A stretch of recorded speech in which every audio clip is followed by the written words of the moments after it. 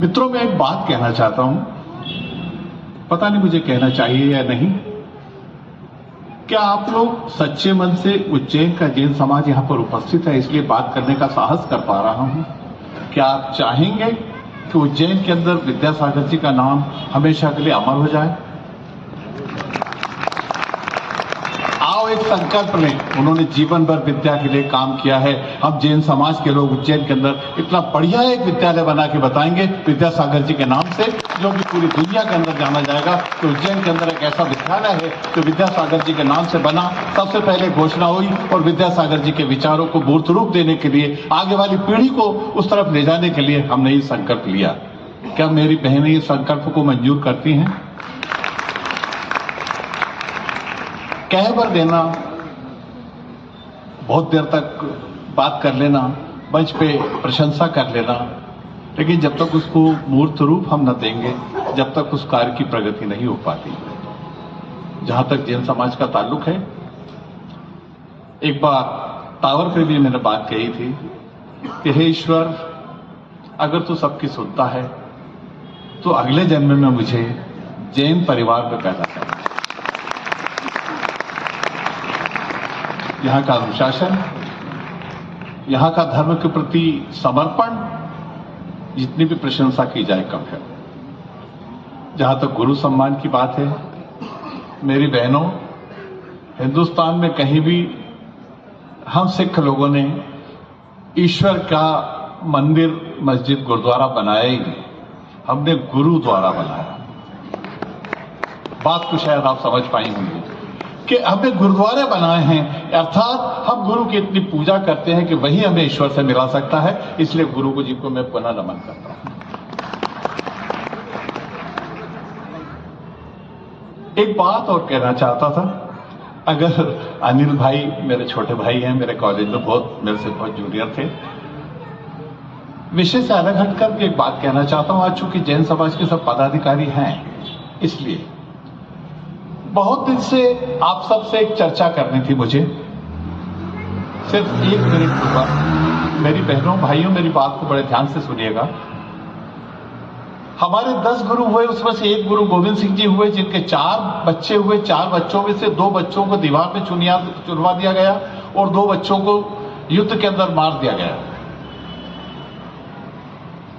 जिन 2 बच्चों को दीवार में चुनवा दिया गया था, उनको जब ये परमिशन मांगी गई कि इनका दाह संस्कार करने के लिए हमको जमीन दी जाए, तो उस समय के जो आक्रांता थे, उन्होंने जमीन देने के लिए मना कर दिया। जब मनुहार की गई तो उन्होंने कहा कि अगर आपको जितनी जमीन चाहिए उतनी आप मोहरें बिछा दीजिए और उतनी जमीन हमसे ले लीजिए। अब सिख धर्म की उत्पत्ति तो लड़ने के लिए हुई।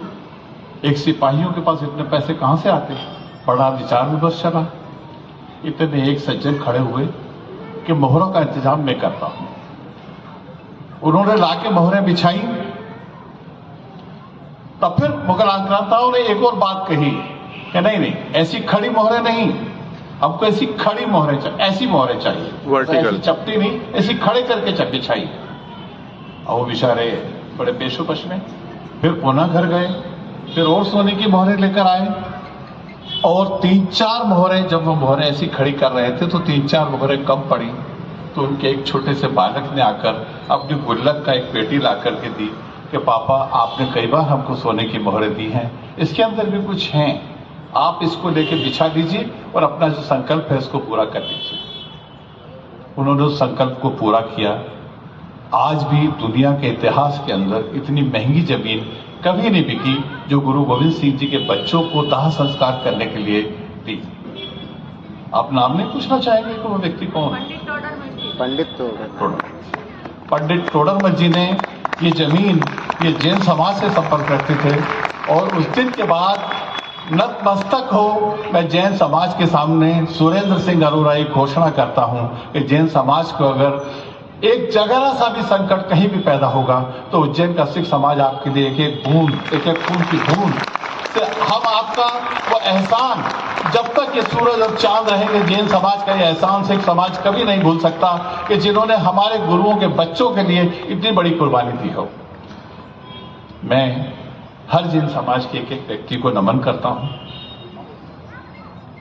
और कोशिश ये करेंगे कि जब जब जैन समाज, मैंने अभी थोड़ी देर पहले जो ये कहा था कि मैं जैन समाज में अगली दुनिया में अगर अगली बार कहीं पैदा हूं तो जैन समाज में हूं, उसके पीछे कारण ये है कि मैं सिख समाज, हिंदुस्तान का सिख समाज, विश्व का सिख समाज आप सबका ऋण कभी नहीं उतार पाएगा।